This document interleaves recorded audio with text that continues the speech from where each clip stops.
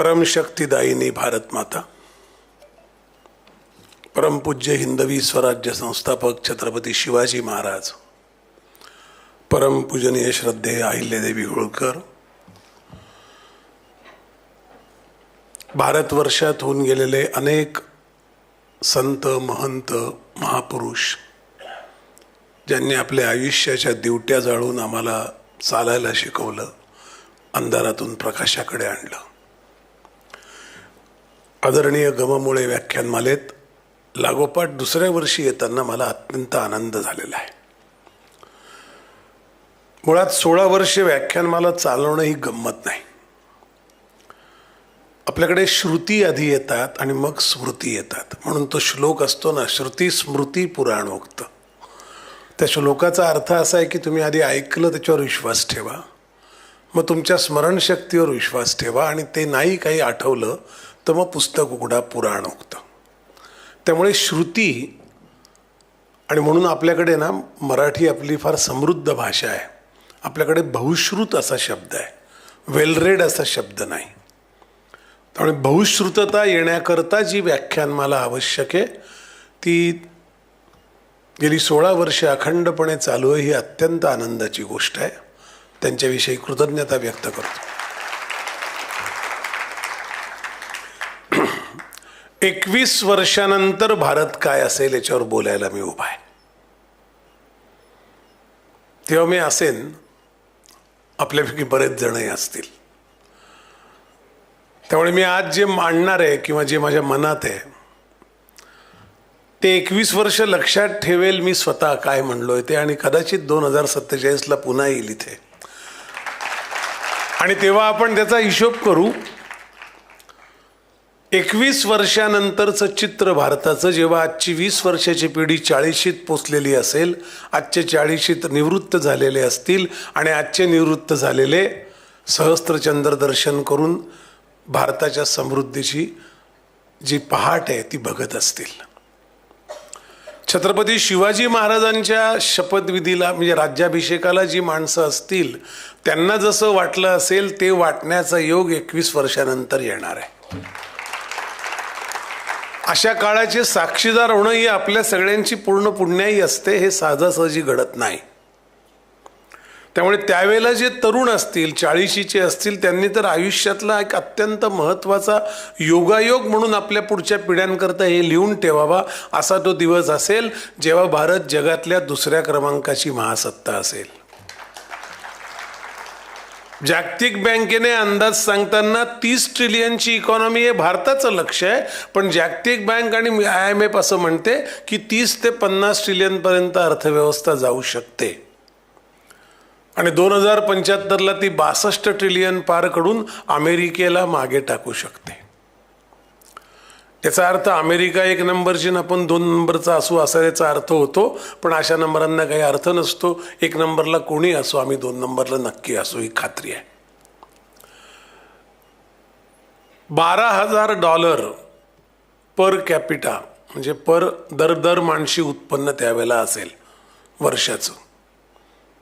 आत्ता आपलं 1976 वगैरे आहे डॉलर्स. पण हे सगळी जी काय आपण झेप घेऊ ती फक्त इकॉनॉमिकच्या स्टॅटिस्टिक्स मधली आहे का, याचा विचार आपण आज करायला हवा. कारण आत्ता आपण त्या फोर्कवर उभे आहोत. तो जे 2 रस्ते असतात तसे इथे उभे आहोत आपण इथे. त्यामुळे हा रस्ता आपल्याला कुठला मार्ग आक्रमायचा आहे ते आत्ता आपण ठरवलं पाहिजे. कारण नुसत्या आर्थिक गणितांवर ते नसेल. कारण त्यावेळेला कदाचित $60 1 डॉलर मिळत असेल, किंवा $60 1 रुपया सुद्धा मिळत असेल. हे काहीही सांगता येत नाही. इतकं जग आत्ता व्होलाटाईल आहे. 2024 साली साधारण 72 देशांमध्ये इलेक्शन झाल्या जगातल्या, आणि 2025 आणि 26 सगळ्यात व्होलाटाईल वर्ष म्हटली गेली. खरं तर युक्रेन युद्ध 2023ला सुरू झालं होतं, त्याआधी कोरोना होता. पण कोरोना काळात -7.4% ज्या देशाचा GDP ग्रोथ होती ती कोरोनानंतरच्या वर्षात 8.7 पोचली. हे सुद्धा जगात कधी घडलेलं नाही की एक देश 15-16% आपली ग्रोथ पुढे घेऊन गेलाय. आणि तेव्हा लोकांना लक्षात आलं की भारताने कोरोना काळाचा आपल्या देशाच्या डिजिटलायझेशन करता आणि अन्नधान्याच्या गोडाऊन भरण्याकरता पुरेपूर उपयोग करून घेतला आहे. म्हणजे खरं तर त्या बळीराजाचे आपण कृतज्ञ असलं पाहिजे. कोरोना काळात आपल्याला फक्त बळीराजाने जिवंत ठेवलं, लक्षात ठेवा. त्याने इतके कष्ट केले म्हणून आपला देश आज 80 कोटी लोकांना त्यानंतर 2 वर्ष धान्य देऊ शकला. इंडस्ट्री चालतच नव्हत्या, कारखान्यांवर लोक जातच नव्हते, बंदीच होती सगळी. त्यामुळे 2047 कडे बघताना ते नंबर काही असोत, कदाचित पुढच्या वर्षी परत आपण बोलू तेव्हा नंबर आणखीन बदललेले असतील, जगाच्या नकाशाचं करेक्शन झालेलं असेल. एक करेक्शन मात्र येऊ घातलंय जगाचं, हे नक्की. 3रं महायुद्ध होईल की नाही मला माहीत नाही. वास्तविक 2022च्या डिसेंबरपासून युद्ध जगात अखंडपणे 4 वर्ष सुरू आहे. कधी युक्रेन रशियाचं सुरू आहे, कधी इराणमध्ये आता सुरू आहे, कुठे तिकडे तरी व्हेनेझुएलाचं दक्षिण अमेरिकेत सुरू आहे. अनेक छोट्या छोट्या ठिकाणी युद्ध सुरू आहेतच. त्यामुळे महायुद्धाचा एक प्रकार कदाचित विविध ठिकाणी होणारे छोटी छोटी युद्ध असा असू शकतो. तो असेल तर 3ऱ्या महायुद्धाच्या छायेमध्ये आपण ऑलरेडी आहोत. मला नेहमी इराणचं युद्ध सुरू झालं तेव्हा एकाने प्रश्न विचारला की आपण इराणला पाठिंबा द्यायला हवा, तुम्ही त्याच्यावर एक व्हिडिओ करून द्या बरं, तुम्ही तर इराण आणि आपण संस्कृती आहात असं सांगतात नेहमी. मी त्यांना म्हटलं की राजकीय क्षितिजावर कोणाला पाठिंबा देणं आणि कोणाला विरोध करणं याला काही अर्थ असतो. आपण इराणला कधीच विरोध केला नाही, युद्ध थांबावं हेच बोललो. पण भारताने, म्हणजे मला त्या मित्राला जसं म्हटलं तुला मला का विचारावं असं वाटलं, तसं नंतर मी एक 15 दिवसाने पाहिलं की जगातल्या अनेक लोकांनी मोदींनी याच्यावर बोलावं असं सांगितलं. मला माझं सोडा, मी किरकोळ गृहस्थ आहे, पण भारताच्या मताला जगात किंमत आहे हे मात्र 10 वर्षात सिद्ध झालेलं आहे. कदाचित आपल्याला असं वाटू शकेल की यांनी खूप चांगलं केलं असं माझ्या भाषणाचा सूर आहे, असं नाही म्हणत आहे. मी जी गोष्ट सांगतोय ती आत्मगौरवाच्या दिशेला आपण निघालो आहे त्याची गोष्ट आहे. जे जे घडलं 370 पासून या गेल्या 10 वर्षात राम मंदिरापर्यंत त्या आत्मगौरवाचे दीप प्रज्वलित करणाऱ्या घटना होत्या आणि तीच आपल्यामध्ये त्रुटी होती. 2047ला आपण जेव्हा पोचू तेव्हा ज्यांनी आपल्याला 70 वर्ष 80 वर्ष रखडवलं त्या इंग्रजांचं विस्मरण आपण होऊ देता कामा नये. त्यांनी आपल्याला आत्मवंचना दिली आहे. मुसलमानांनी फक्त लूट केली, अप्रतिष्ठा केली, दैन्य दिलं, दारिद्र्य दिलं, देवस्थानं श्रद्धास्थानं उद्ध्वस्त केली. पण इंग्रजांनी आपल्याला आत्मवंचना दिली, आपल्याला आपलं विस्मरण दिलं. आपण एक भुक्कड देश आहोत असं सांगितलं आणि त्यांच्या येण्यामुळे देश चांगला झाला असं खोटं आपल्यावर बिंबवलं. मी हे सगळे जे उल्लेख करतोय ते मागच्या मुद्दामून करतोय, हे सगळं 2047ला पुसायचं आहे. इंग्रज नावाच्या रानटी आणि अमानुष माणसांनी या देशातल्या फॉर्मवर पहिल्यांदी जात आणली. तोपर्यंत कधी जात लिहिली जात नव्हती, धर्म लिहिला जात नव्हता. आणि धर्म नाहीच मुळात, रिलिजन हा धर्म नाही.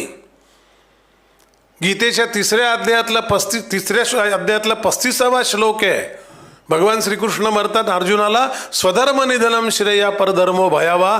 तेव्हा धर्म आजच्या संकल्पनेतला रिलिजन हा जगात कुठे अस्तित्वात आहे मला सांगा.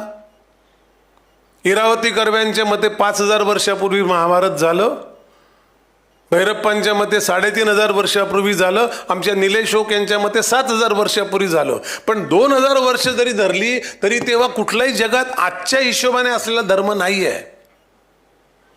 त्यामुळे धर्म जात त्यांनी आणली, त्या फॉल्ट लाईन उभ्या केल्या. आपण जितकं मागे वळून बघतो ना तितकं पुढे जायची शक्यता असते. हे वाक्य नेहमी लक्षात ठेवा.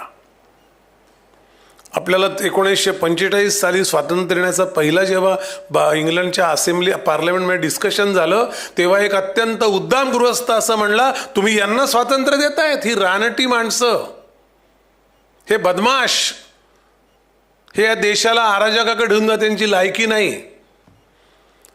त्या माणसाचं नाव विस्टन चर्चिल, तो आता थडग्यात आहे आणि आपण 4थ्या क्रमांकाची अर्थव्यवस्था.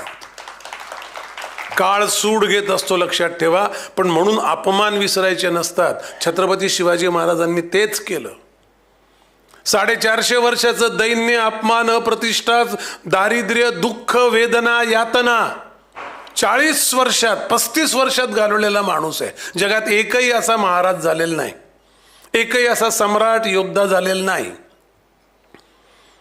की राजा नाही, सिंहासन नाही, राजधानी नाही, पण 27 वर्ष त्याची मावळे लढतायत आणि एका अख्ख्या बादशाची सगळी सल्तनत मातीत मिळवत आहे. हे जगात कुठेही घडलेलं नाही. आपण कोणाचा वारसा सांगतो हे 2047ला विसरून चालणार नाही. आपण कुठून चालत आलो हे कळल्याशिवाय आपल्याला कुठे चालत जायचं हे कळणार नाही. 2047चा भारत आत्मगौरवी असेल कारण इथून आपण चालत आलो आहोत. मधल्या काळात कदाचित खाली गेलो असू. खूप संधी आहेत तिथपर्यंत जाण्याच्या. सरकारने तर एक प्रोग्राम बनवलाय, तो मी सांगेनच. सगळ्यात मोठी संधी आहे ती आहे डेमोग्राफिक डिव्हिडंड. 4 मुद्द्यांवर विकसित भारताची 4 खांबांवर इमारत उभी आहे. त्यातला एक खांब आहे युवा, दुसरा खांब आहे महिला, तिसरा खांब आहे गरीब या देशातला आणि चौथा खांब आहे शेतकरी. तुम्ही नीट ऑब्झर्व करत जा. जेव्हा जेव्हा सरकार काही जाहीर करतं, 2023 15 ऑगस्टला मोदींनी या 4 गोष्टी सांगितल्या पंतप्रधान म्हणून लाल किल्ल्यावरून, तेव्हा आपल्याला वाटलं की नेहमीसारखं भाषण आहे, कारण आपण 60 वर्ष अशीच पुळचट भाषणं ऐकली आहेत. त्याच्यातनं काही आउटपुट कोणी मेजरच केलं नाही. त्यांनी तेव्हा सांगितलं होतं या 4 गोष्टींवर मला काम करायचं आहे आणि त्यानंतर आलेल्या पुढच्या 3 वर्षात या 4 गोष्टी, कारण या 4 गोष्टीवर काम केल्याशिवाय विकसित भारत होणार नाही. हे जर अपयश असेल तर आहे 75 वर्षानंतर, पण ते मान्य करण्यामध्ये मोठेपणा असतो आणि तरच आपल्याला त्याच्यावर काम करता येतं. एखाद्या गोष्ट जर आपल्याला कळलीच नाही, आपल्यात कमीपणा आहे आणि आपली चूक झाली आहे, तर ते सुधारणार कशी हो? माझं काही चुकत नाही या भ्रमात जगणाऱ्या माणसांचं काही होत नाही शेवटी. आणि त्या 4 गोष्टींमधला पहिला युवा आहे. आणि इथे मी तुम्हाला सांगतो आपण किती डिफरंट आहोत. मी डेमोग्राफिक डिव्हिडंड असा इंग्रजी शब्द वापरला. म्हणजे ती जी सरकत्या प्रतलातला त्याचा जो एक डिव्हिडंट असतो ना, तो जो मिळणार आहे तो असा आहे, या देशातले 35 वर्षाखालचे लोक 65% लोकसंख्येचे असतील, ते 93 कोटी होतात.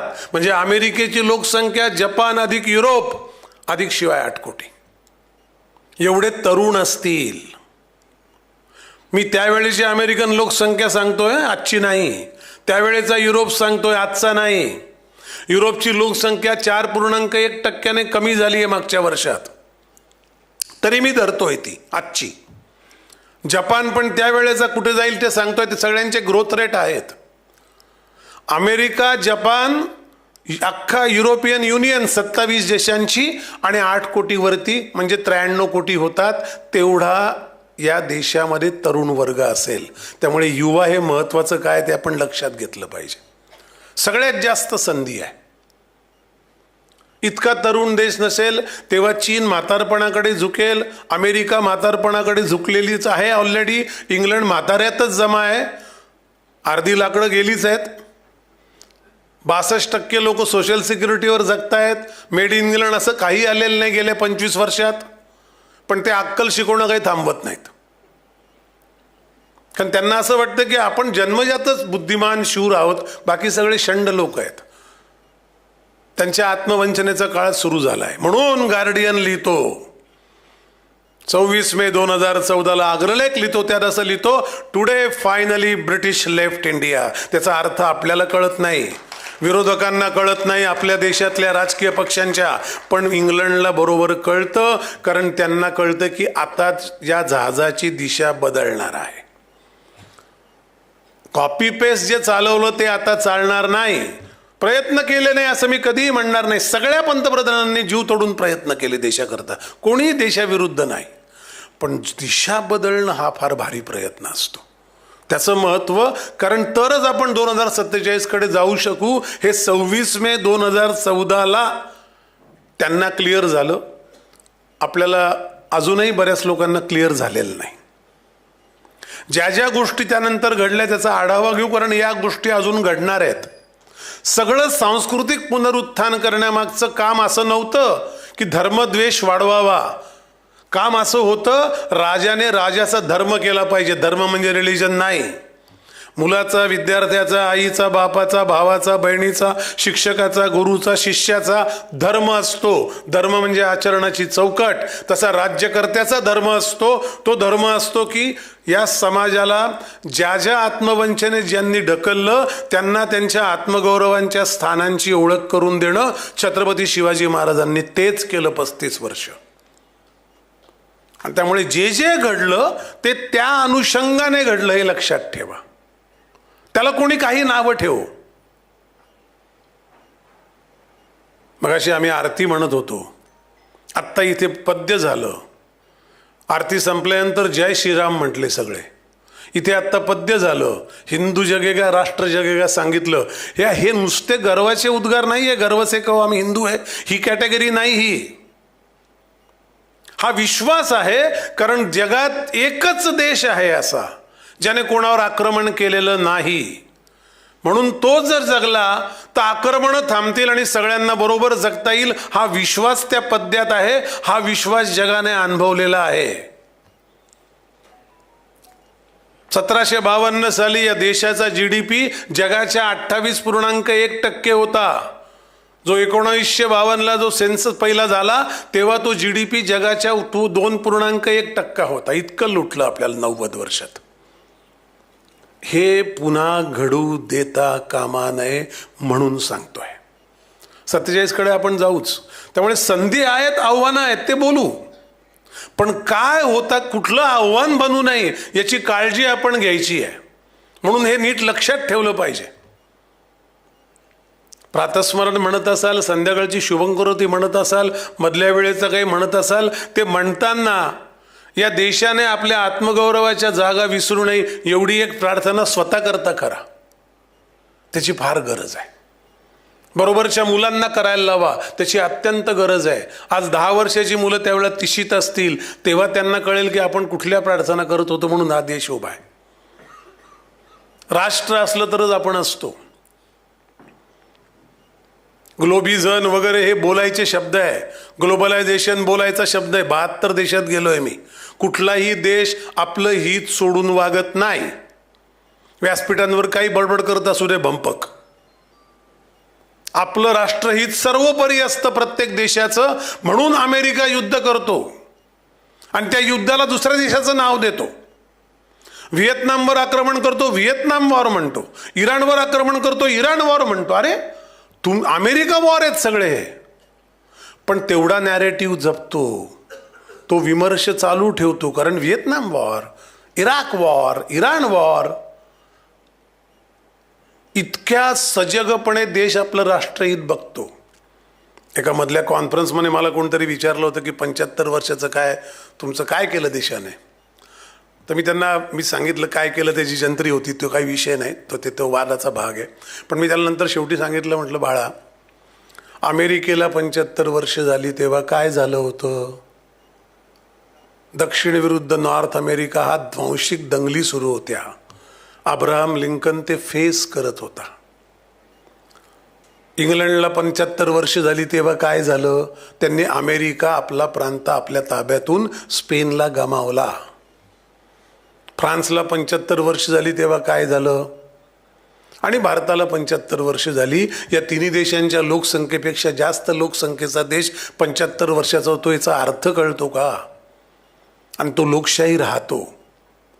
ही सगळी आपली बलस्थानं आहे. लोकशाही, राष्ट्रप्रथम, आपल्या आत्मगौरवाच्या खुणा, आपलं राखेतून उठणं, एकेका महापुरुषांनी दिलेली संजीवनी, आपलं साहित्य.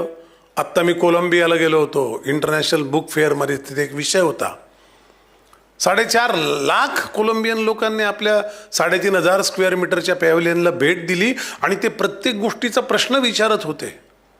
म्हणजे आम्हाला असं वाटलं की अजून 100 लोक इथून भारतातनं आणायला पाहिजे त्यांना एक्सप्लेन करायला. भाषेचा पण विषय होता. दुभाषेही फारसे नव्हते. ही उत्सुकता आहे, हे कुतूहल आहे. आणि अजून एक लक्षात ठेवा, ते सांगतो आणि पुढे सरकतो. 5 गोष्टी सांगितल्या. 6वी गोष्ट लक्षात ठेवा, भारत हे एकमेव जिवंत सिव्हिलायझेशन आहे.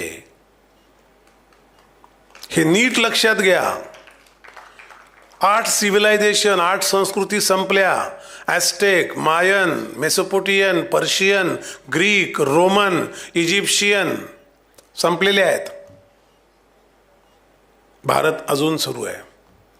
पर्शियनचे अंश आहेत, म्हणून अमेरिकेला इराणचं युद्ध कधी जिंकता येणार नाही. लिहून ठेवा. अमेरिका ही कॉलनी आहे, ब्रिटन ही कॉलनी आहे. कॉलनीवरून खाली येते. 5 लोक मिळून घटना ठरवतात, बाकी सगळे ती फॉलो करतात. म्हणून सामाजिक शिस्त असते. संस्कृती खालून वर येते. प्रत्येकाला स्वातंत्र्य असतं. ती बहुविध असते, बहुजिन्सी असते, बहुभाषिक असते, बहुपरंपरांची असते, बहुपेहराची असते, बहुचवींची असते. आणि आपण अशा संस्कृतीत जन्माला आलो, ही पण एक अद्वितीय गोष्ट आहे. कोलंबियाला गेलो तेव्हा मला हे वारंवार जाणवत होतं की अरे, यांची पण एक संस्कृती, ती टायरो, ती संपली. मायन संस्कृतीचा काही भाग होता तो संपला. ती माणसं, ती देवस्थानं, ती श्रद्धास्थानं, ती प्रार्थना मंदिरं, ते पेहराव, ते खाणं, ते काहीही उरलं नाही. आपण चाललोय अजून. सगळ्यात जुने आपण चाललोय.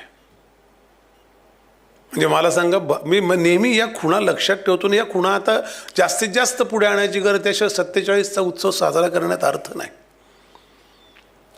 इसवी सन पूर्व 250 भरतमुनी नाट्यशास्त्र लिहितो. त्या ड्रेपरी विपरी सगळे उल्लेख आहे. सगळ्या जगाचा नकाशा काढून बसा आणि त्यावेळेला जगात कुठे लोक काय होते बघा. अर्ध्याच्यावर लोकसंख्या कपडे सुद्धा नेसत नव्हती. तेव्हा हा माणूस नाट्यशास्त्र ड्रेपरी लिहितो. या आत्मगौरवाच या पुसून टाकल्या, शिकवल्याच नाही कधी. 35 वर्षात ज्या माणसाने आमचं दैन्य अप्रतिष्ठा संपवली, तो लुटारू होता हे शिकवता. अहो, या लोकांमुळे आम्ही उभे आहोत. 56 योद्ध्यांची तुलना करणार आहे मी, एक पुस्तकच लिहिणार आहे. पार हानिबल पासून तर माओ त्से-तुंग पर्यंत एक माणूस झालेला नाही छत्रपती शिवाजी महाराजांचा. का एक माणूस जगात 8000 वर्षात. राजा नाही, योद्धा नाही, सम्राट नाही, कोण नाही, सेनापती नाही. अरे हे इथे घडून गेलंय, म्हणून उभे आहोत आपण. म्हणून परत परत केला जरी पोत बळेची खाले, ज्वाला तरी ते वरती उफाळे. हे येतं कारण ते आहे, ते सिव्हिलायझेशन मध्ये आहे आणि ते येत राहणार आहे. ते आणखीन येत राहणार आहे 47 पर्यंत. बघा तुम्ही, त्या 100 वर्षाची जी काय हिंदीत दहाड म्हणतात आणि मराठीत त्याला गर्जना म्हणतात, ती गर्जना दुसऱ्याचा अपमान करण्याकरता नाही, पण ती स्वतःची जाणीव झालेली गर्जना जेव्हा जग ऐकेल तेव्हा जगाला कळेल की इथून कोण चालत गेलं 100 वर्ष. आधीचे 8000 वर्ष कोण चालत गेलं हे तेव्हा कळेल. पण आपण त्याची साक्षीदार असू, ही फार मोठी गोष्ट आहे. त्यामुळे युवांचं हे गणित आहे. मुद्दाहून मी काही डाटा आज लिहून आणलाय, कारण दरवेळेला आपण बोलतो त्यावेळेला जगातल्या 5 युवकांपैकी 1 युवक भारतीय असेल. 20% संधी आपल्या वाट्याला बाय डिफॉल्ट असेल. तो 1 युवक उरलेल्या 2 युवकांचं पण काम करेल, मग ती 60% संधी जाऊ शकते. संशोधन, काम, सगळ्या क्षेत्रामध्ये, शेती सकट. तुम्ही असा विचार करा की या नगर जिल्ह्यातले तरुण आज जर त्यांनी ठरवलं, आज दुपारी मी त्या एंटरप्रेन्योरशिप बोलत होतो, मी त्यांना म्हटलं, त्यांनी ठरवलं नगर जिल्ह्यातली पिकं काढली, पिकांची प्रतवारी काढली, पिकांचं होणारं नुकसान काढलं आणि ॲग्रो प्रोसेसिंग एवढंच काम पुढची 20 वर्ष केलं, तर तेही तेवढंच महत्त्वाचं असेल जेवढा R&Dचा एखादा शोध इस्रोमध्ये एखादा तरुण लावेल. आणि ती फक्त ताकद रिस्क घेण्याची तरुणांमध्ये असते, म्हणून युवा महत्त्वाचा आहे. 40% देशातली लोकसंख्या शेतीवर अवलंबून आहे. प्रत्यक्ष अप्रत्यक्ष. उत्पादनात GDPत वाटा जरी 17% असलं तरी 40% जनता कशाला म्हणतात हो. 15 चौक 60 कोटी लोक, 2 अमेरिका शेतीवर आहे. मला सांगा, युवा पिढीने ही डेमोग्राफी समजून घ्यायला नको, ही त्यांना कोणी सांगायला नको. म्हणून युवांवर जोर आहे. पहिला पार युवा आहे, तरुण. अहो त्यांनी करावं ना, हे त्यांनी हे केलं पाहिजे. फार्मर होईल तेव्हा आणखी सांगेन.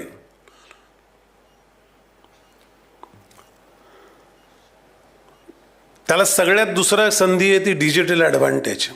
कोरोना काळ आल्यावर आपण त्या कोरोनामध्ये डिजिटलायझेशनचा एवढा हे केला की आत्ता परवा माझ्या अमेरिकेहून काही मित्र मागच्या महिन्यात आले, त्यांना ते कळतच नव्हतं की भाजीवाला ज्याच्या अंगावर धड कपड्याने त्याला नीट बोलता येत नाही, तो QR कोड देऊन कसं काय पैसे गोळा करतो. अशा लोकांना कळत नाही हो. ज्यांना 10 बोटाच्या वर मोजता येत नाही ती माणसं हजारोचे व्यवहार करतात दिवसभर.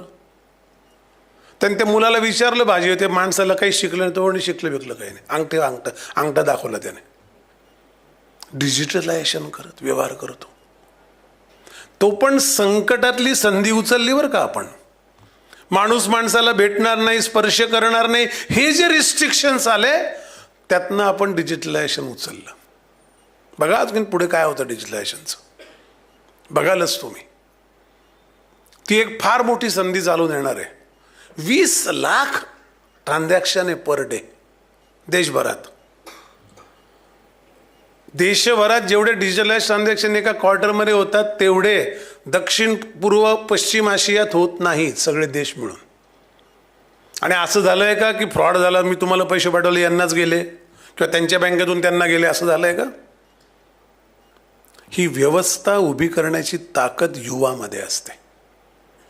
बेंगलोरला एक कंपनी आहे, त्या कंपनीने पहिल्यांदी या गुगलचं जे आपलं कुठल्याही पेचा जो कोड आहे, हा हे पेटीएम ह्या चायनीज कंपन्या आहेत. गुगल पे भारतीय नाही आहे, भीम भारतीय आहे ते ॲप म्हणजे. पण त्याचे कोड लिहिणं चाललं होतं बेंगलोरला, युवांनी तो कोड लिहिला आहे. त्यांना पैसे दिले चायनीज कंपनीने. स्टार्टअप ते आपलं आहे पण त्याला काही मिळालं नाही, त्याने पेटंट नाही केलं त्याचं. पेटीएमने ते सगळे त्याचे हक्क घेऊन टाकले, पेटंट टाईप इन्स्टिट्यूटच्या नावावर झालं. हा जो प्रकार आहे हा आपल्याला पुढच्या 21 वर्षात सजगपणे करावं लागेल. नगर जिल्ह्यातले सगळे शेतकरी एकत्र केले, प्रश्न काय विचारले, 10 प्रश्न सांगा. या 10 प्रश्नावर टेक्नॉलॉजीने उत्तर काढण्याची संधी फक्त युवकांमध्ये, ताकद युवकांमध्ये, ती एक संधी आहे युवाला असल्यामुळे सगळ्यात जास्त. त्यांना सांगितलं पाहिजे, ते जाणीव करून दिली पाहिजे आपली काय ताकद आहे आणि त्यांच्या जीवावर ते होऊ शकतं. आता त्याच्या धोकेही असणार आहे.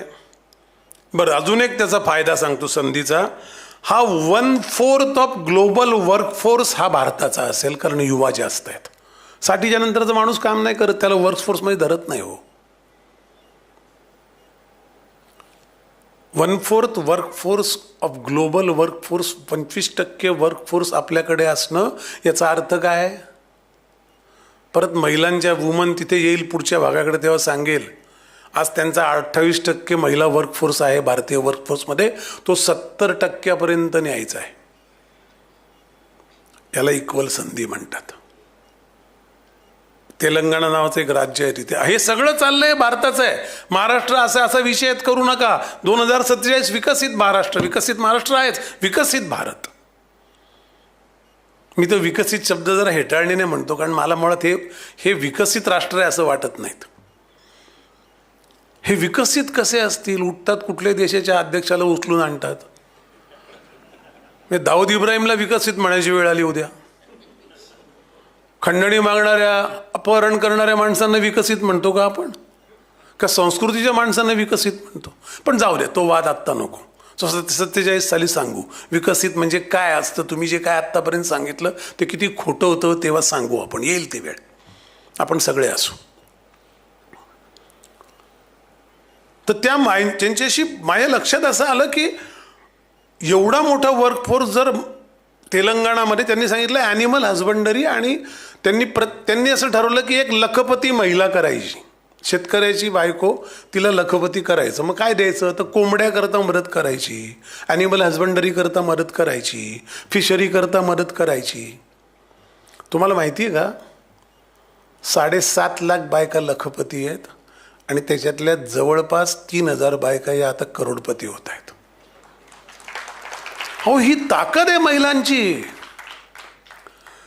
म्हणून त्याचा एक शेवटी धोक्याकडे येणारच आहे. मी ग्लोबल मार्केट फोर्सेसच्या मी आधी याचं वर्णन करतो आणि मग धोक्यांकडे येतो. या सगळ्या चारही पिलर्सला काय धोके आणखी इतर शक्ती निर्माण करताय तेही सांगणार आहे. आता संधी सांगितली, आव्हानं सांगतो. आव्हानं अशी आहे, एम्प्लॉयबिलिटी म्हणजे नोकरी लागण्याची क्षमता. नोकरी म्हणजे रोजगाराची क्षमता उत्पन्न करणं. हे का बरं आव्हान आहे? आपण एका ट्रँगलमध्ये आहोत देश म्हणून. काय ट्रँगल आहे तो? त्या ट्रँगलच्या 3 बाजू आहेत. एक आहे कौशल्य, स्किल. दुसरी बाजू आहे उद्योग, इंडस्ट्री. आणि तिसरी बाजू आहे लेबर लॉज, कामगार कायदे. ट्रॅप कसा आहे बघा. जे कौशल्य युनिव्हर्सिटी प्रोड्यूस करतात त्याची इंडस्ट्रीत डिमांड नाही. जे इंडस्ट्रीला पाहिजे ते कोणी प्रोड्यूस करत नाही.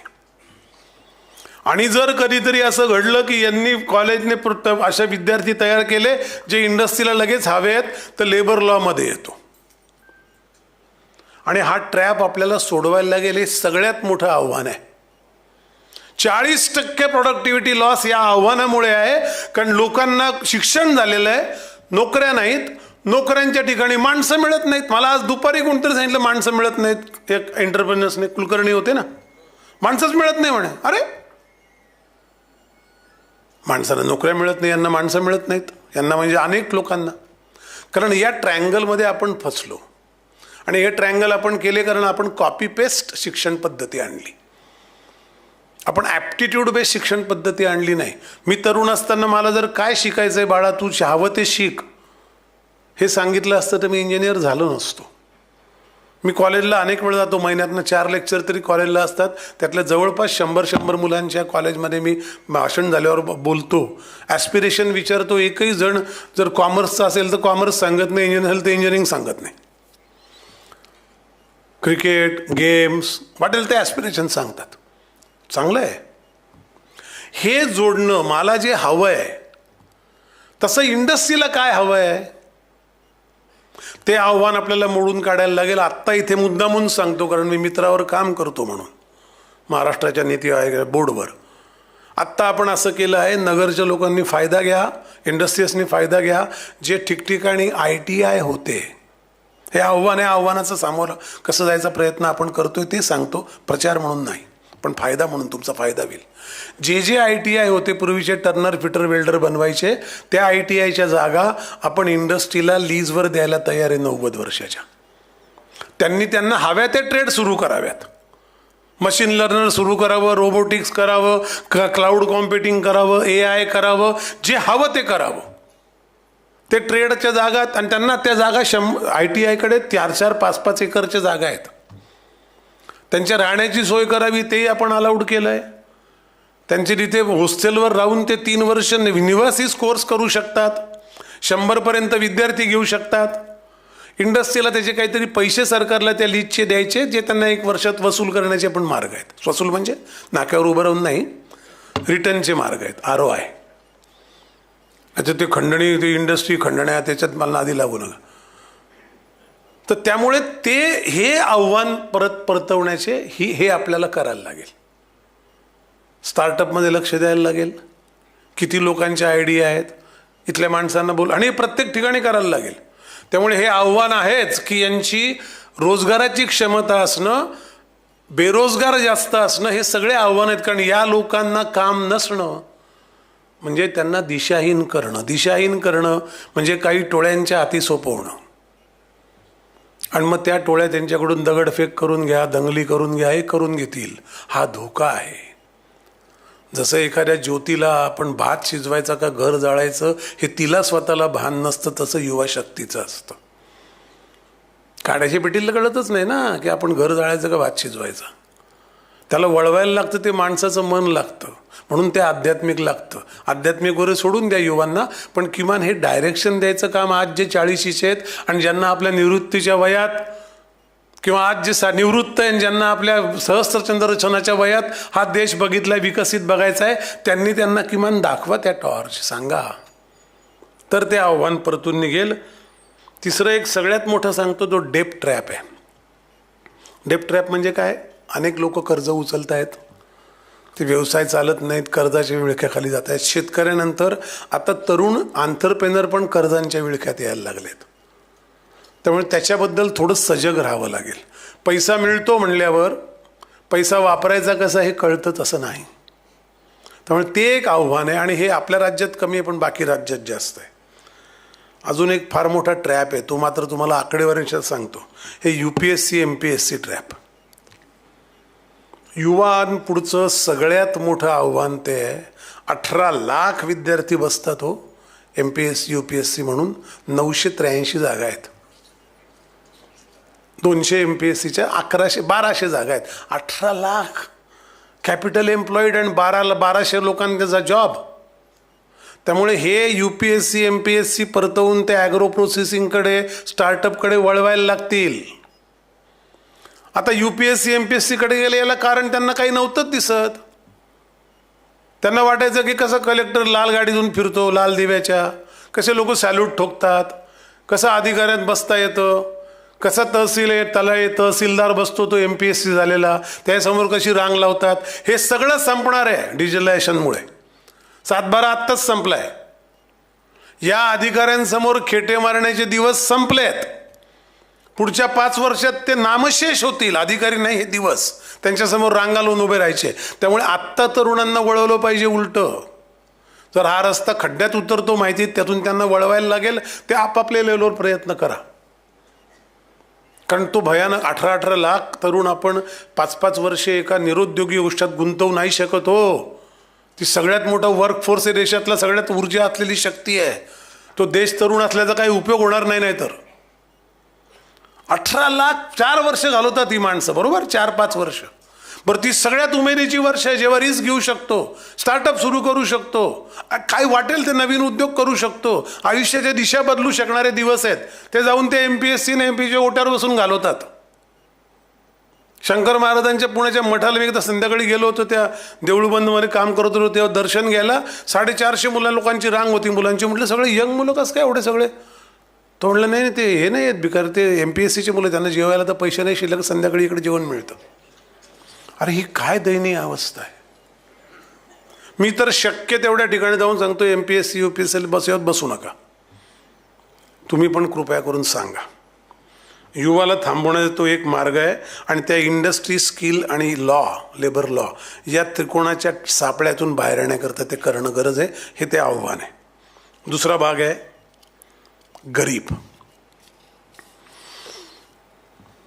गरिबाची व्याख्या काय? $3 पर डे उत्पन्न म्हणजे बिलो पॉवर्टी लाईन, दारिद्र्य रेषेखालची लोक. आणि $4.20 पर डे. आता याला कसं असतं, 2 पद्धतीने हे मोजतात. $1 रुपयात कन्व्हर्ट करणं हा बाळबोध प्रकार आहे, कारण तो एक्सचेंज रेट असतो, तो मार्केट एक्सचेंज रेट तो रोज बदलतो. त्याला एक मेजर असतं, त्याचं नाव आहे पर्चेसिंग पॅरिटी, PPP. म्हणजे काय की $4 जे मिळतं, $4 आलं कुठून? यावेळेला जे मिळतं अमेरिकेत आणि बाकी देशात इक्विव्हॅलंट जे भारतात रुपयात मिळतं त्याच्या इक्विव्हॅलंटमध्ये, त्याच्यात त्याचं पोट भागू शकतं. ते लोअर इन्कम ग्रुपमधले लोक म्हणतात. आणि $3 हे दारिद्र्य खालचे आहेत. म्हणजे आज रुपया PPP मेजरने रुपयाची किंमत $1 20.84 आहे. 96 नाही. 96 हा एक्सचेंज मार्केट रेट आहे. त्याला अनेक डायमेन्शन आहे. ट्रेड डेफिसिट, आपलं परकीय गंगाजळी वगैरे, ते मोठे ते सर्कल आहेत, त्यात सोडून द्या, तो आजचा विषय पण नाही.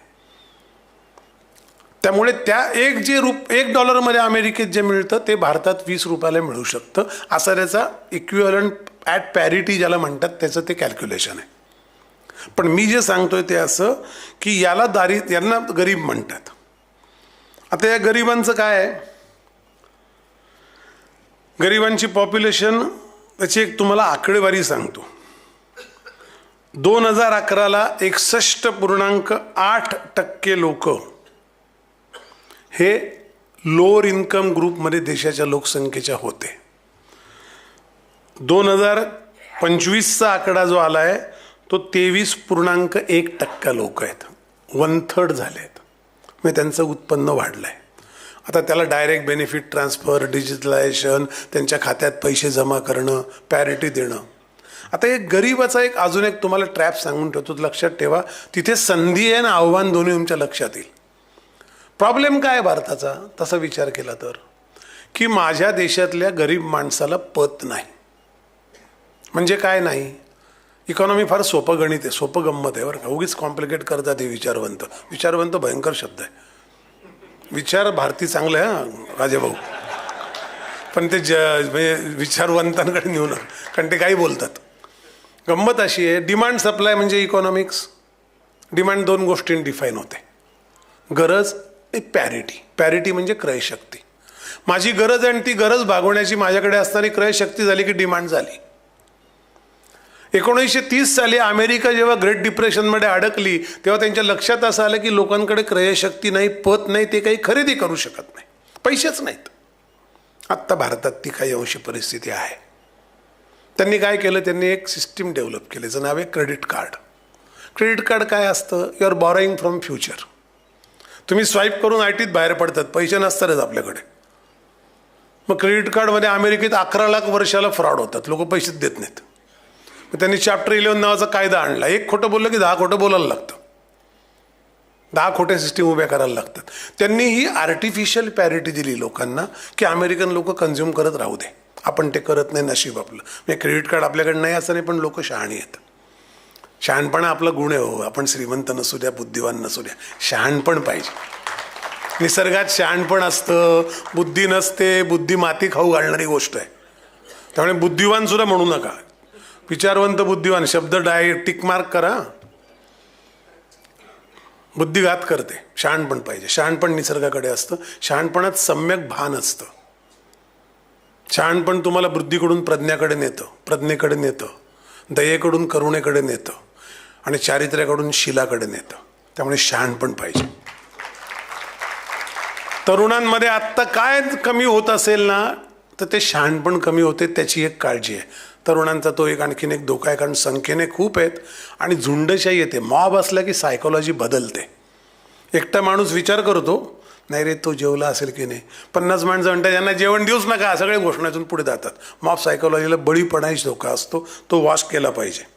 तर भारतामध्ये लोकांकडे क्रयशक्ती नाही, पैसा नाही, हा प्रॉब्लेम आहे. म्हणून अमेरिकेची लोकसंख्या आपल्या एक पंचमांश आहे, पण अमेरिकेची डिमांड डोमेस्टिक 21 पट आहे भारताच्या. सप्लायवर बोलतच नाही मी, सप्लाय नंतर बघू. भारतात डिमांडच तयार होत नाही. याचं कारण ते की क्रयशक्ती नाही. गरज आहे ना, प्रत्येकाला आपल्या मुलाला चांगल्या शाळेत घालायचं आहे, चांगलं जेवण घालायचं आहे, चांगले कपडे द्यायचे आहेत, चांगल्या घरात राहायचं आहे, ऐशाराम पाहिजे, चांगल्या गाडीतून फिरायचं आहे. 52 कोटी लोक फक्त ते अफोर्ड करू शकतात, थोड्या थोड्या प्रमाणात. 64 कोटीपर्यंत आणखी काही प्रमाणात. त्यामुळे देशात त्यांचे क्रेडिट तयार होणं ही गरज आहे. डबल उत्पन्न करायचं सरकार म्हणतं. शेतकऱ्यांच्या खात्यात पैसे भरतात, ते वोट करता नाही हो. तो प्रचार असूच शकतो, तो हेतू असेलही राजकारणाचा, पण दर महिन्याला इलेक्शन झाल्यावर कशाला देतील? ते आता 5 वर्षाने कोण कोणाला मत द्यायचं पाहिलं. पण कारण पॅरिटी नाही हा इश्यू आहे. माझ्याकडे पैसा असेल तर मी खर्च करेल आणि ते इकॉनॉमीचं छोटं मायक्रो व्हील फिरायला लागतं. घड्याळात नाही का व्हील्स इन द व्हील्स असतात, छोटं व्हील फिरतं, मग थोडं मोठं थोडं मोठं थोडं, मग तासकाटा फिरतो. इकॉनॉमी ही तासकाटा धरा देशाची, आणि छोटं व्हील ही पॅरिटी धरा. इतकं सोपं ॲनॉलॉजी आहे. तर ते फिरायला पाहिजे थोड्या प्रमाणात. त्याने खर्च, अरे पैसे नाही, त्याला जेवायला पैसे नाही, कर्ज फेडायला पैसे नाहीत, तो आत्महत्या करतो. पॅरिटी कुठली असली, तो कुठलं कन्झ्युमरिझम आणेल. पण 2047 सालचा एक आकडा असा आहे जो आपण व्यक्त केलेला नाही. हे जे Big 4 वगैरे मोठमोठ्या कंपन्या अमेरिकेत बसून ठरवतात ना देशांची लायकी वगैरे, बेअक्कल माणसं ती, त्यांनी ठरवलेलं आहे. 18 वर्ष काढले हो, मला त्यांची अवकात माहिती आहे. यात गर्वविर्व नाही बरं का. माझ्या अंडर 35 हार्वर्ड ग्रॅज्युएट काम करत होते, मला माहीत त्यांना काय कळतं. त्यांनी असं सांगितलं की भारतामध्ये 80 कोटी मध्यमवर्गीय असतील सुस्थितीतले 2047ला. तेव्हा लोकसंख्या 150 कोटी असेल, समजा 155 कोटी असेल. पण 80 कोटी मध्ये, हा फार दिलासा देणारा गोष्ट आहे जर ते घडलं तर. आणि त्यांनी कॅल्क्युलेशन काढले, इकॉनॉमिक मॉडेल रन केले असतील त्यांनी. प्रश्न असा आहे की हे सगळे आपण तरी आत्तापर्यंत 24 कोटी लोक वर आणले दारिद्र्यरेषेच्या, आणि तिथून पण 19 कोटी लोक वरती आणले लोअर इन्कममधून मिडल इन्कममध्ये. ते येत राहतील, पण ते ऑर्गॅनिक यायला वेळ लागेल, त्यांना धक्का मारून आणायला लागेल. धक्का मारून म्हणजे त्यांच्याकरता पॅरिटी निर्माण करून, म्हणून त्यांच्या खात्यात पैसे जमा करणं आवश्यक आहे. तुमचा तोंडातला घास त्यांच्या तोंडात घालणं आवश्यक आहे, कारण ते जगतील, जगण्याच्या श्रद्धा वाढतील, ते काम करतील. हे लक्षात इकॉनॉमीचं व्हील तसं ठेवा. गरिबांचा तो विषय आहे. एक मल्टी डायमेन्शनल पॉवर्टी इंडेक्स आहे, त्यात पण संधी आणि त्यात पण. आता हे बघा, गरिबांचा जो विषय त्यात संधी पण आहे आणि आव्हान पण आहे. संधी काय आहे की या सगळ्यांकडे पॅरिटी येईल, ते खरेदी करू लागतील, ते मध्यम वर्गाकडे जातील, त्यांना अवकात येईल, त्यांची पत तयार होईल, त्यामुळे मायक्रो व्हील फिरायला लागेल. ही संधी आहे. आव्हान काय आहे, यांना आणायचं कसं. त्यांच्या खात्यात पैसे भरून आणायला लागलं तर आणावं लागेल, त्यांना कर्ज देऊन आणायला लागलं बिनव्याजी तर आणायला लागेल, पण ते आणावं लागेल. त्यामुळे सरळसकट त्यांना असे नावं ठेवू नका. जगण्याचे मी एक नक्षल एरियात एकदा गेलो होतो 8 दिवस राहायला, छत्तीसगडला मध्ये.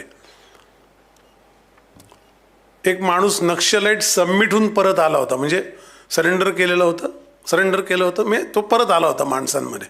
त्यालाच आम्ही भेटलो. रेल्वेच्या बोर्डवर होतो मी, तिथं आमचा एक प्रोजेक्ट होता दंतेवाडामध्ये.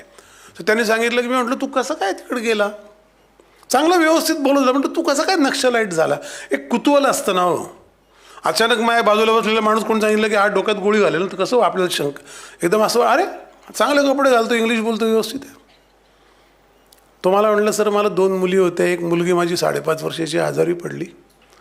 7 किलोमीटरवर म्हणला PSC होतं, प्रायमरी हेल्थ सेंटर. तिथे गेलो, तिला हातावर घेऊन चालत, काहीच नव्हतं जायचं. तिथे जंगलात कुठल्या काही वाहनं बिनं, रस्तेच उदिले नाहीत ना यांनी. हे जे आपल्याला अक्कल शिकवतात त्यांनी रस्तेच नाही उदिले नक्षलवाद्याच्या एरियात. पायी गेलो, चालत जायला 2-2.5 तास लागले. लहान मुलगी हातात त्यापाने फणफणलेली. तिथे गेलो, PSC बंद होतं.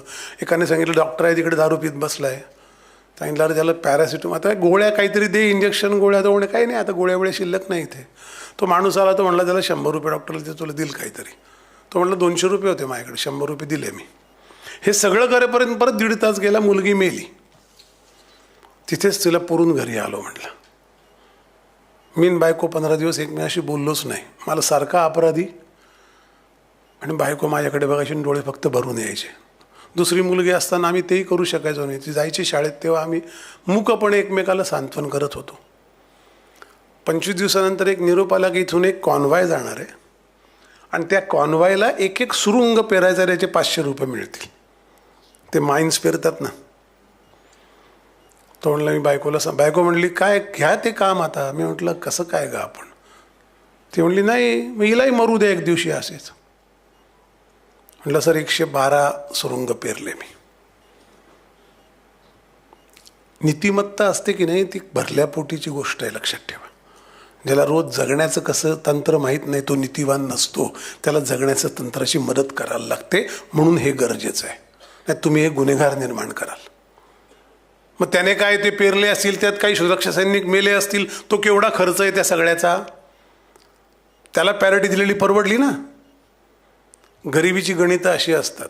आणि परत त्यांना फुलवणारे असतातच नक्षलाईटला. क्रांती करणारे रिकामचोट आपल्या घरी बसून मुलं अमेरिकेत शिकून इथे क्रांतीला लोक पेटवणारे खूप लोक आहेत. काल तुम्ही त्यांच्याबद्दल व्यवस्थित ऐकलं, जे डावी वाळवी. पेटवून द्यायला काय लागतं. तो माणूस जातो, भणंग आयुष्य जगतो, पोलिसांच्या तावडीतून पळून जातो, चोरामारासारखं जगतो. चांगल्या माणसांना कुटुंबातनं उठवतात ही माणसं. ते आहेच, त्यांचा व्यवसाय चालूच आहे. म्हणून मला तर त्या कम्युनिस्टांनी अक्कल शिकवली की राग येतो. आज तो विषय नाही, पण ते वाक्य राहत नाही म्हणून बोलतो. तुम्ही लक्षात ठेवा, माओने मारलेली माणसं किती. माओ कोण होता. चीनच्या कम्युनिस्ट पक्षाचा मरेपर्यंत ह्यात अध्यक्ष. 7.5 कोटी. स्टॅलिनने मारलेली माणसं किती. 97 लाख. हिटलर यांच्या पुढे पाकेट मारे हो. लेनिनने मारलेली माणसं किती. 72 लाख. हे आपल्याला अक्कल शिकवतात शोषणाभिषणाच्या. यांचे फोटो लावून आपल्याला अक्कल शिकवतात. या दरोडेखोरांचे, या खुनी माणसांचे फोटो लावून आम्हाला सांगतात तुम्ही खुनी होऊ नका, त्यांच्याकडे लक्ष देऊ नका. दुर्लक्षाने मारण्याचे लायकीचे लोक आहेत. मग ते गरीब हा विषय आला ना की ते फॉल्ट लाईन क्रिएट करणार, त्याचे एनकॅश करणार, तिथून सावध राहायला लागेल. मल्टी डायमेन्शनल पॉवर्टी इंडेक्समध्ये हेल्थ, एज्युकेशन आणि स्टँडर्ड ऑफ लिव्हिंग 3 गोष्टी येतात. प्रत्येकाला 1/3 त्या इंडेक्समध्ये मार्क आहे. तो इंडेक्स आपला सध्या बरा आहे गेली 1.5 वर्ष, पण त्यातनं आपण 13.5 कोटी लोक 13.3 कोटी लोक या इंडेक्समधनं बेटर याला आणलेले आहेत, बेटर डाटाला आणले 2011-2021 11ला जे होते त्यापेक्षा आपण 13 कोटी लोकांना 13.5 कोटी लोकांना त्यातून वरती आणलंय. हा डाटा आहे. याचा अर्थ ज्या दिशेने चाललंय त्याला काहीतरी एक त्याचे रिझल्ट येत आहेत, आणि म्हणून ते म्हणतात की तुमच्याकडे 80 कोटी मध्यमवर्ग असेल. मध्यमवर्ग काय अचानक मध्यवर्ग जन्माला येणार नाही ना, काही वरून खाली जातील. तिसरी गोष्ट आहे वुमन, बरोबर ना, गरीब झालं वुमन. आता या इथे मात्र मला थोडा तो विषय आणखीन एका वेगळ्या विषयाकडे न्यावा लागेल. एक लक्षात ठेवा, महिलांना सन्मान देणं हे आपण त्यांच्यावर उपकार केल्यासारखं बोलू नये, कोणीच बोलू नये. ती गरज आहे, ती मिनिमम गोष्ट आहे, माणूस असल्याचं मिनिमम लक्षण आहे ते.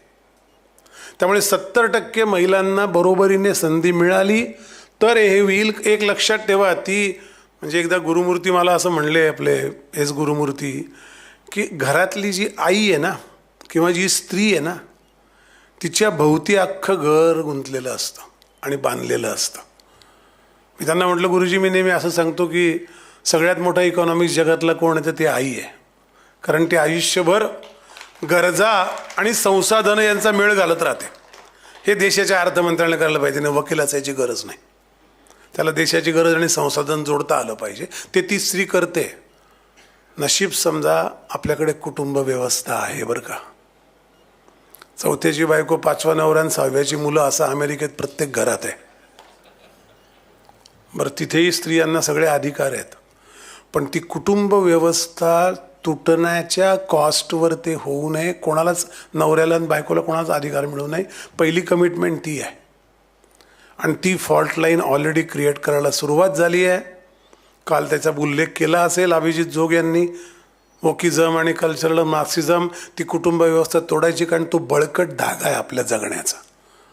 मी तर एक पुस्तकात लिहितोय फॅमिलिझम नावाचं, जे communism, socialism, communism, capitalism, socialism याने कोणाचंही कल्याण झालं नाही, फक्त फॅमिलिझम कल्याण करू शकतं. आणि फॅमिलिझमचा मूळ जो त्या तंबूतला मजबूत खांब आहे ती स्त्री आहे. आणि त्यांचं काहीही झालं तरी त्यांच्याकडे लक्ष देणं गरजेचं आहे, कारण काही व्यवस्थेने त्यांना डेफिनेटली एका परिस्थितीला नेलं आहे. काही लोकांनी वर्कफोर्समध्ये त्यांना आणीव दिलेलं नाही, काही पारंपरिक जोखडाखाली त्यांना ठेवलं आहे. हे सगळं पंतप्रधान सांगतील, देश प्लॅनिंग कमिशन, नीती आयोग सांगेल, पण हे माझ्या जगण्यात मला करायचं आहे म्हणून सांगतोय. हीच गरज आहे. या सगळ्याचा 2047 विकसित भारताशी संबंध आहे. कुटुंब तुटेल तर हे सगळे मणी सुटे होतील. हे कुठल्या मार्गाला लागतील हे सांगता येणार नाही. त्यामुळे स्त्रीचा सन्मान, स्त्रीला मिळालेले सगळे हक्क, बरोबरीची वागणूक, प्रतिष्ठा, हे किमान काम आपल्याला या जन्मात केलं पाहिजे मरेपर्यंत. आपापल्या आयुष्यात येणाऱ्या सगळ्या कुटुंबांशी बोलताना लक्षात ठेवा, कुटुंब तुटू देऊ नका, त्याला बांधून ठेवणारी फक्त स्त्री आहे. लाईफ एक्सपेक्टन्सी त्यांची जास्त गेली आहे. ते आत्ता 71पर्यंत आली आहे देशभरातलं ॲव्हरेज. ते 80पर्यंत जायला पाहिजे. मुलगी जन्माला आली तिथपासून ते सगळे सुरू होतात भोग. त्याच्याबद्दल हे सगळं सुशिक्षित माणसांनी करायला पाहिजे. कायदे हे करू शकत नाही, ते पुरेसे नसतात. या गोष्टी जिथे डोळ्यासमोरली ते आपण तुटून पडलं पाहिजे. ते सजग नागरिकाचं लक्षण आहे. अजून एक ॲड करा सर, 7वा, सजग नगर. म्हणजे हे असजग आहे असं नाही, सजग राष्ट्र. की मला दिसलं पाहिजे ना, मला काय त्याचं, मी आणि माझं, याने आपली माती केली आहे. ते चालून गेलं 50 वर्ष, कारण आपण विस्मरणाच्या शापात जगत होतो. आत्मगौरव जागा होतो तेव्हा मला काय त्याचं नाही, मी आहे, मी सगळ्यांना व्यवस्थित जगायला भाग पाडीन, मी पण तसाच जगेन. त्यामुळे या बंपक गोष्टी आता ते योकिझम तर अशा लेवलला, मी एकदा मुंबईच्या मार्केटमध्ये परवा गेलो होतो, मागच्या आठवड्यात. तर ते हाफ चड्डी होते, मला हाफ पॅन्ट घ्यायची होती. मी म्हटलं अशा कुठल्या हाफ चड्ड्या आहेत, मागे भोक आहेत त्याला इथे कमरेच्या वर पट्ट्याच्या खाली. सो म्हणलं हे ओकीजम आहे. तर तो दुकानदार गुजराती तो म्हणे ओकीजम का कुछ चक्कर आहे बोले. म्हटलं क्या ओकीजम. मला ते ओकीजमला म्हणतं ते पहिल्यांदा कळलं नाही, पण ते कळलं. म्हटलं उसका मतलब क्या लेकिन. तो म्हणला अगर किसी को लगता है कि इस लड़की को या लड़के को कि मैं अभी कुत्ता हूँ आज सवेरे, तो उसका पूछ कहाँ से बाहर आएगा. हा जोक नाही, ते गारमेंट विकायला आहेत हक्क म्हणून. मांडणी अशी आहे की सेक्स तुम्हाला आई वडील देतात, क्रोमोसोम्स एक्स आणि वाय क्रोमोसोम्समुळे. जेंडर हा त्या मुलाचा हक्क आहे. अमेरिकेत केस जिंकले आहेत ते. कुटुंब व्यवस्था तोडण्याकरता जे करतील ते हे करतील. आणि तिथे लक्षात ठेवा, स्त्री हा त्याचा, आपण जेव्हा ती कुटुंब व्यवस्था तुटेल किंवा जेव्हा आपण कधी पण मेन शोवनिझम ज्याला म्हणतात, पुरुष प्रधान, पुरुष अहंकारी याच्या ट्रॅपमध्ये सापडू, तेव्हा आपण त्या कल्चरल मार्क्सिझमच्या लोकांना बळी पडलेले असू. त्यामुळे स्त्री शक्तीमध्ये आपल्या सगळ्या संधी आहेत, एकही आव्हान नाही. हां, ती शक्ती मिळवून देणं हे आव्हान आहे, ते आपण स्वीकारलं पाहिजे. चौथी गोष्ट फार्मरची तिथे येतो आणि नंतर मी आणखीन दुसऱ्या गोष्टीकडे जातो. किती वेळ आहे माझ्याकडे. फार्मरचं जे मग अशी म्हटलं पॅरिटी ना, त्याचं एक लक्षात ठेवा. आणि बघा संस्कृती कशी असते, सिव्हिलायझेशनचा कसा फरक असतो. अमेरिकेत अशा गोष्टी घडतात की एखादा मुलगा आपल्या आईवडिलांचं रोज दारू पिऊन ते भांडतात आणि त्याला अभ्यास करता येत नाही, त्याला काही म्युझिक शिकता येत नाही, घरात शांतता नसते, ते वस्तू फेकतात. म्हणून हे घडलेलं आहे, हे स्टोऱ्या नाही आहेत. तो जातो कपाटातनं बापाची बंदूक काढतो, शाळेत घेऊन जातो आणि लोकांना गोळ्या घालतो. आणि त्याला पकडल्यावर तो सांगतो, तो तर लहान असतो ना, तो सांगतो की मला हे सहन होत नाही, आय एम व्हेरी स्ट्रेस्ड. ते रोज भांडतात. ही एका देशातल्या तरुण मुलाची परिस्थिती बघा. या देशामध्ये शेतकऱ्याला त्याच्या हक्काचा भाव मिळत नाही म्हणून तो आत्महत्या करतो. हा शेतकरी रस्त्यावर जो उभा राहिला बंदूक घेऊन येऊन, तर काय भिलो, कुठल्या गाड्या चालतील. तो आत्मनाशाकडे जातो, दुसऱ्याच्या नाशाकडे जात नाही. हा संस्कृती आणि कॉलनीतला फरक आहे. तो तसा असणं, काही करा, देवाला प्रार्थना करा, नारळ फोडा, तसाच राहा असं नाही. त्याची जाणीव झाली पाहिजे आपल्याला की हा स्वतःला आत्मघात करून घेतो, आपलं आयुष्य संपवतो, पण आपल्याला काही त्रास देत नाही. अन्याय झाला, अत्याचार झाले म्हणून उगीच काहीतरी बंड करत नाही, गोळ्या घालत नाही. आणि याचं काही मी नशीब अशा अर्थात मी असं म्हणतोय, हा त्या सिव्हिलायझेशनच्या पाळ्यामुळांचा फरक आहे की मला नाही जमलं, मी कमी पडलो, मी शिक्षा घेतली पाहिजे. हे भान अजून आहेत फार्मरला.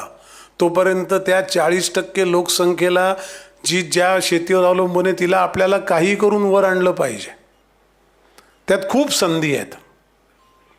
अमूलने, असं मी काही 1-2-4 गोष्टी डोक्यात माझ्या आल्या ज्या मी त्या सजेस्ट केल्या सांगतो.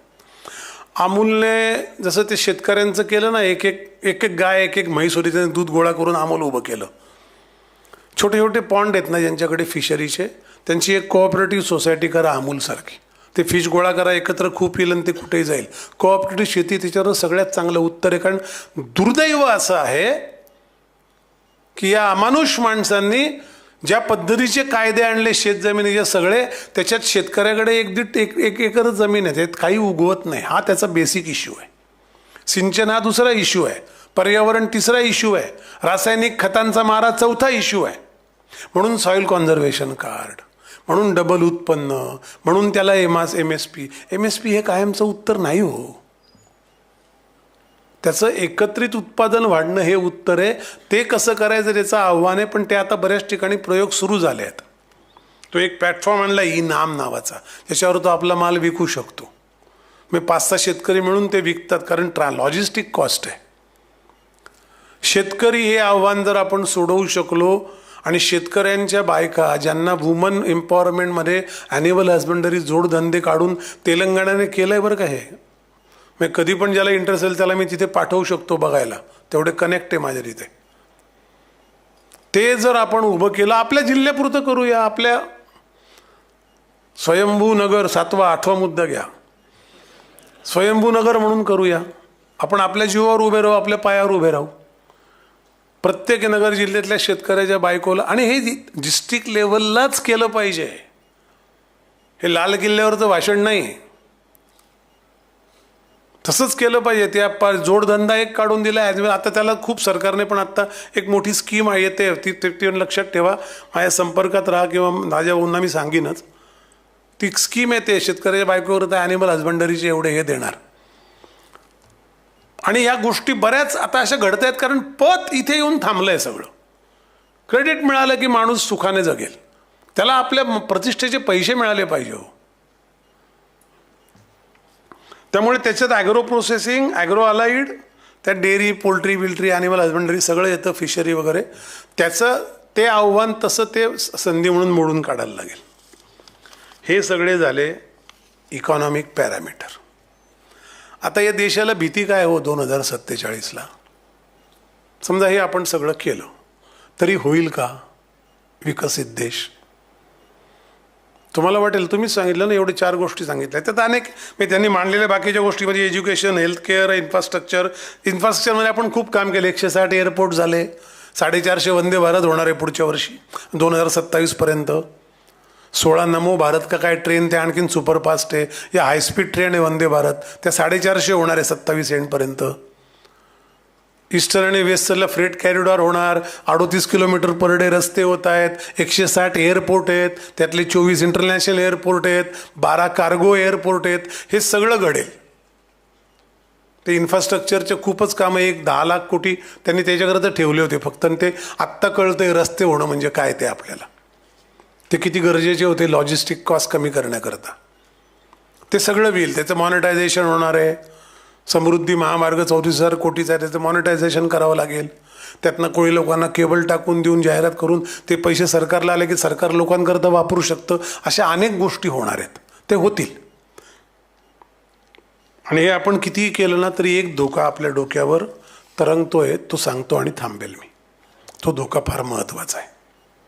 हे सगळ्यात मोठं माझ्या दृष्टीने, कारण हे जे आहे ना हे होऊ शकतं, जाणीवेतनं होऊ शकतं. माझ्यासारखे 10,000 लोक बोलणारे 70,000 गावात गेले, एकेकाने 7 गावं वाटून घेतले, तरी थोड्याफार प्रमाणात जरी झालं तरी लोक सजग होतील. लोकांना भयंकर शहाणपण आहे, माहीत नसतं हो बिचाऱ्यांना त्यांच्या दबडग्यात. कोणतरी सांगणारी लोक राहिलेली नाहीत. आणि कुटुंब व्यवस्था अजूनही बळकट आहे, तिला थोडेसे देख द्यायची गरज आहे. त्या फॉल्टलाईन ओळखण्याची गरज आहे. या लोकांनी केलेल्या जात धर्माच्या फॉल्टलाईन ओळखण्याची गरज आहे. लावलेल्या भांडणांच्या फॉल्टलाईन ओळखण्याची गरज आहे. राजकीय फायद्याकरता एकमेकाच्या उरावर बसणं, खंडणीखोर, या सगळ्याचे एकदा आपण अवेअर झालो की ॲक्शन घेतो. लक्षात ठेवा, action comes always last, awareness is first. त्या अवेअर आपण हळूहळू होऊ. पण एक जी गोष्ट आहे त्याचं एक स्टेटमेंट सांगतो आणि तो अख्खा पट सांगतो, मला सांगतो. जॉर्ज सोरोस एकदा असं म्हणला की या पंतप्रधानाला हरवण्याकरता मी $2 बिलियन द्यायला तयार आहे, आणि दिले आहेत एका फंडला. $2 बिलियन म्हणजे 20,000 कोटी रुपये होतात. मी कुठल्याही राजकीय पक्षाचा असेल, पंतप्रधान कुठल्याही राजकीय पक्षाचा असेल, माझ्या देशाच्या सार्वभौम राष्ट्राच्या लोकशाहीने निवडून आलेल्या माणसाला हटवण्याकरता एक कोणतरी फडतूस दुसऱ्या देशातला माणूस ही लाच देतो आणि त्याला आमची काही लोक साथ देतात, ही शर्मेची बाब आहे. त्याची मोठी इकोसिस्टीम उभी आहे आणि त्या इकोसिस्टीमचं नाव आहे ग्लोबल मार्केट फोर्सेस. आज जगातल्या 100 अर्थसत्ता काढल्या मोठ्या, तर त्याच्यातल्या 65 कंपन्या आहेत आणि 35 देश आहे. लक्षात ठेवा. तुम्ही देश कसं काय कंपनीच्या रेव्हेन्यूशी कम्पेअर करता? देश माणसांचा भाग आहे, हा रेव्हेन्यू आकड्यांचा भाग आहे, वस्तूचा भाग आहे. माणूस वस्तू कधीपासून झाला? तो यांनी केला आहे. ग्लोबल मार्केट फोर्सेसचं आव्हान इतकं मोठं आहे. आपल्या या देशाच्या अत्यंत मोक्याच्या इन्स्टिट्यूशन्समध्ये तो आपल्याला खिळखिळा करणारा एक भाग आहे, ज्याचा आत्ता आम्ही खूप झगडतोय आणि त्याच्याविरुद्ध काम उभं करायचा प्रयत्न करतोय. पण तुम्हाला माहीत असलं पाहिजे, तो भाग असा आहे की राज्यातल्या प्रत्येक प्लॅनिंग कमिशन किंवा प्लॅनिंग करणाऱ्या बॉडीच्या ज्या राज्य चालवण्याकरता पॉलिसी ठरतात, त्या पॉलिसीमध्ये मोठमोठ्या कंपन्यांचे हे लोक घुसून त्यांच्या हिशोबाने योग्य अशा पॉलिसी बनवायला सरकारला भाग पाडतात. ते केंद्र सरकार असो, राज्य सरकार असो. कशा पॉलिसीत खेळतात माहिती आहे? सागाची झाडं लावायची जेव्हा योजना आली ती उत्पन्नाकरता आली ना, दुसरी पॉलिसी काय बनली? फॉरेस्टची झाडं तोडायची नाहीत. अरे त्यात आमची माणसं झुंजून गेली. 2018 साली जुलैमध्ये आला GR की इंडस्ट्री करता येणे लागत नाही. आजही टाउन प्लॅनिंग आणि बँका कर्ज द्यायला येणे मागतात, कारण त्यांच्याकडे वेगळ्या पॉलिसी आहेत. अशा पॉलिसीच्या कॉन्ट्राडिक्शनमध्ये या देशातले आंतरप्रेनर उभे आहेत, ज्यांना नवीन काही करायचं असे तरुण उभे आहेत. ॲस्पिरेशनल यूथ उभा आहे. MA झालेला मुलगा रिक्षा चालवतो, याला कारण ते आहे कारण त्यांच्या शिक्षणाला किंमत राहिलेली नाही. या देशातल्या लोकांचा, या देशातल्या राज्य व्यवस्थेवरचा विश्वास उडण्याकरता जे जे करायचं ते करायचं, हे ग्लोबल मार्केट फोर्सेसचा हा अजेंडा आहे. वन वर्ल्ड ऑर्डर असं त्याचं नाव आहे. डिपॉप्युलेशन हा त्याचा अजेंडा आहे. बिल गेट्सचं ओपन स्टेटमेंट आहे. बिल गेट्स हा बदमाश मनुष्य आहे. These are new guns of the sophisticated society. त्याचं एक वाक्य आहे की 2075 साली जगाची लोकसंख्या 12 अब्ज होईल. एवढ्या लोकांना इथे राहण्याची काही गरज नाही. फार फार तर 6-6.5 अब्ज लोक राहू शकतात. बाकीचे कसे मरतील ते पाहिलं पाहिजे. त्याचा एक उद्रेक, प्लॅन्ड उद्रेक माझ्या पुस्तकात लिहिलं आहे. कोरोना आहे. कोरोना हे बायोलॉजिकल वेपन आहे. ते ग्लोबल मार्केट फोर्सेसचं प्रोड्यूस आहे. डिसेंबर 19 तेव्हा कोरोनाचा पहिला उद्रेक चीनमध्ये झाला. 2015 13 सप्टेंबरचं बिल गेट्सचं भाषण आहे. पेटंट अप्लाय केलं आहे कोविडच्या लशीचं. अरे तू यायला 4 वर्ष आहे अजून. आणि हा भयानक मोठा धोका आहे. मोदी जे म्हणतात ना, परवा जे म्हणले ना की तुम्ही हे घेऊ नका, तेल घेऊ नका, लोकांना टिंगल करावेसे वाटतात. अहो, आपण जेव्हा सोनं घेतो, आपण काहीही जेव्हा आयात करतो तेव्हा परकीय चलन देतो. ते आपल्या गंगाजळीतून जातं. त्यांचं म्हणणं एवढं आहे की परकीय चलन जास्त गेलं आणि जर कमी आयात झाली, जास्त आयात झाली, कमी निर्यात झाली तर ट्रेड डेफिसिट किंवा बॅलन्स अकाउंटला, तो करंट अकाउंटला, ते टेक्निकली जाऊ नका, तिथे माझा तिथे फरक वाढतो, तूट वाढते आणि त्यामुळे रुपयाची किंमत अवमूल्यन होतं आणि तो महाग होत जातो. तो होऊ देऊ नका. कुटुंब प्रमुख सांगत नाही का की आज हे खाऊया नको, उद्या ते करूया नको, आज हे पैसे खर्च करूया नको. त्यात काही राजकारण घडलंही असेल, काही ते टायमिंग चुकलं असेल. मी नाही समर्थन नाही करणार चुकीचं, पण जे सांगितलं ते खरं आहे. $72 बिलियन सोनं आपण आयात केलंय. 921 टन मागच्या वर्षी. आणि या अशा गोष्टींमुळे आपला जो करंट अकाउंटचा डेफिसिट आहे तो 25 अब्ज डॉलरपर्यंत पोहोचलेला आहे. पंतप्रधानांनी काय केलं पाहिजे? ग्लोबल मार्केट फोर्सेस तुम्हाला असे भाग पाडतात. आपल्या देशातल्या लोकांना इम्पोर्ट करायला भाग पाडतात परकीय चलन खर्च करून. हे सगळे एका वेळेला चालणाऱ्या गोष्टी आहेत. एक एक मोठमोठी MNC येते. आत्मनिर्भरचा अर्थ काय? स्वदेशी जागरण असं नाही आहे नुसता. हो, माझा पैसा पलीकडे जायला नको, मला पैसा पलीकडून आला पाहिजे. अहो, रेमिटन्स करतायत परदेशीत नागरिक. मध्य पूर्वेतनं रेमिटन्स म्हणजे भारतात पाठवणारे पैसे डॉलरमधले किती पाठवत होते? 121 अब्ज. त्यात अमेरिकेतले फार थोडे, मध्य पूर्वेतले जास्त होते. या युद्धामुळे गेले चौकट सगळी संपली. म्हणजे येणारा पैसा कमी झाला, रिझर्व्ह बँकेकडे डॉलर येणारा कमी झाला. तर या सगळ्या डायमेन्शन मागे ग्लोबल मार्केट फोर्सेसचं कसं असतं की ते डायरेक्ट तुमच्याशी युद्ध करत नाही. ते ढेकून मारत बसत नाहीत. ते ढेकून मारणाऱ्या औषधाची फॅक्टरी काढतात. तुम्ही पैशाने ते ढेकून औषध घेताना तुम्ही ढेकून मारतात. तुम्हाला कामाला लावतात. ते घातसूत्रामध्ये फार विस्तृत पद्धतीने दिलं आहे. पण तो एक सगळ्यात मोठा धोका आहे. आणि तो धोका टाळायचा असेल तर मी जे काय खरेदी करतो, मी जे काय करतो त्याचा देशाच्या अर्थकारणावर काय परिणाम होतो याचा एक सूक्ष्म विचार फक्त केला पाहिजे. एक श्वास घेतल्यासारखा तेवढ्याच वेळापुरता. तर आपण त्याला बळी पडणार नाही. आणि जर कोणी त्याचे सांगत असेल असे षडयंत्र आहेत, ते समजून घेतले पाहिजे. त्यात काय अवघड आहे? तुम्ही वाद घाला ना. तुम्ही माझ्याशी वाद घाला. हे तुम्ही काय सांगताय, मी तुम्हाला उत्तर देईल माझ्या प्राणपणाने जेवढी मला नॉलेज आहे तेवढं. पण हे समजूनच घ्यायचं नाही, मी बेबंद जगत राहायचं असं करू नका. कारण नवमध्यम वर्ग हा चैनीकडे अडकावा, तो विविध गोष्टींच्या सापळ्यात सापडावा असा ट्रॅप आहे. 572 चॅनल आहेत जगात, त्यातल्या 481 चॅनलची माहिती ग्लोबल मार्केट फोर्सेसकडे, टी व्ही चॅनलची. त्यामुळे संध्याकाळी त्यांनी रोज जर ॲड लावली, पाय दुखतो ना हल्ली, पाठ दुखते ना, की आपल्याला खरंच वाटायला लागतं आपली पाठ दुखते. They capture your mind and they drive their agenda. हे लक्षात ठेवा. अहो हे विम टीम काय आहे, राखेने भांडे घासत होतो ना पण सगळ्यात जास्त एन्व्हायरमेंट फ्रेंडली होतं. आपल्याला पुन्हा त्या निसर्ग जपणाऱ्या आयुष्याकडे जायचं आहे. कारण आपलं जिओ पॉलिटिक्स किंवा जिओ इकॉनॉमिक्स हे जीवजीवस्य जीवनम असं आहे, सर्वायवल ऑफ द फिटेस्ट नाही आहे. बळी तो कान पिळी हा आपला आर्थिक जगण्याचा मंत्र नाही.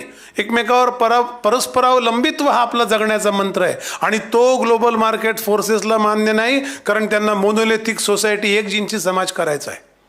त्यामुळे सगळ्या गोष्टीत ते येणार. पारखून घ्या कोणाकडून आपण काय घेतो, किती पैसा जातो, हे देशाला फायद्याचं का नाही. तो मात्र धोका हा सरकार फार कायदे करून थांबवू शकेल असं नाही. कारण ते सरकारसुद्धा टॉपल करतील बांगलादेशात घडलं तसं, आणि ते ऑलरेडी चालू आहे प्रयत्न. त्याला उत्तर देणं ही सोपी गोष्ट नाही. तुम्हाला कुठला काही नेता पटत नसेल, तुम्हाला अधिकार आहे एखादा माणूस न पटायचा, पण राष्ट्रप्रथम या भावनेने जो कोणी येईल त्याने राष्ट्रप्रथम असेल तो आमचा माणूस, हे केलं पाहिजे. प्रश्न विचारलेच पाहिजे, जे पटत नाही ते सांगितलंच पाहिजे हे पटत नाही. पण माझ्या घरातलं भांडण गल्लीत जाऊन करायचं नाही. गल्लीला घर एक संघ आहे असंच वाटलं पाहिजे. ही जबाबदारी आपण घरात घेतो, मग देशात घ्यायला काय प्रॉब्लेम आहे. Am I saying too much? Am I asking too much? No, हे मिनिमम आहे. त्यामुळे एककडे 2027 ढोल वाजतील, जाहिराती हेच करतील. IMFच सांगेल की भारत अमेरिकेला मागे टाकेल, कारण त्या नशेच्या गोळ्यांसारखं आहे. आपण त्या धुंदीत अरे पाहून घ्या, तपासून घ्या, डोळे उघडून बघा, विश्वास ठेवू नका. मीडियावर विश्वास ठेवू नका, टी व्हीवर विश्वास ठेवू नका, चॅनल्सवर. आपला स्वतःचा थोडासा अर्धा तास वेळ घालवा. सोर्सेस शोधून काढा, कुठून खरी माहिती मिळेल, तिथे कनेक्टेड राहा. एवढी जबाबदारी आपण घ्या. रात्र वैऱ्याची असं मी म्हणणार नाही, वैऱ्याची रात्र संपली, पण रात्र धोक्याची असं म्हणेल. नकळत धोका होऊ शकतो, छुप्या मार्गाने होऊ शकतो. मोठ्या मुश्किलीने घुसखोरी थांबली आहे, मोठ्या मुश्किलीने भारतात होणारे हल्ले थांबलेत, मोठ्या मुश्किलीने 80 जिल्हे असलेला रेड नक्षली कॉरिडॉर हा 1.5 जिल्ह्यावर आला आहे. मोठ्या मुश्किलीने नक्षलाईट चळवळ संपली आहे. अत्यंत मोठ्या मुश्किलीने पश्चिम बंगालसारखं अक्षरशः बांगलादेशच्या लोकांचं वस्तीस्थान झालेलं राज्य परत आलं आहे. मोठ्या मुश्किलीने राम मंदिर झालंय. मोठ्या मुश्किलीने 370 कलम गेलाय.